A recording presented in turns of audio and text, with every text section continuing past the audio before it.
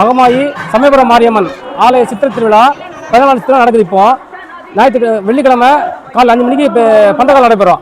சாயந்தரம் 6 மணிக்கு இது விளக்கு பூஜை நடைபெறும். ஒரு 150 பேர் வருவாங்க.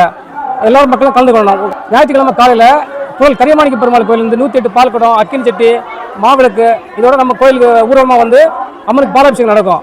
மதியம் 12 மணிக்கு அன்னதானம் நடக்கும். சாயந்தரம் 7 மணிக்கு முளைப்பாரி விநாயகர் வெற்றிகரன் கோயிலேருந்து எடுத்து வருவோம். திருப்பி திங்கக்கிழமை 11 மணிக்கு எல்லை அபிஷேகம் 108 எல்லை அபிஷேகம் நடக்கும்.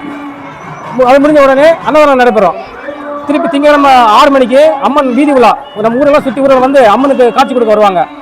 திருப்பி செவ்வாய்க்கிழமை காலையில் பழத்தோரணம் ஃபுல்லாக கோயிலுக்குள்ளே பழத்தோரணம் அலங்காரம் பண்ணி அம்மன் நல்லா சந்தோஷப்படுத்தி வெளியே கொண்டு வந்து இப்படி அம்மன் எல்லாருக்கும் ஆசிரியம் பண்ண போய் சுற்றி வருவாங்க.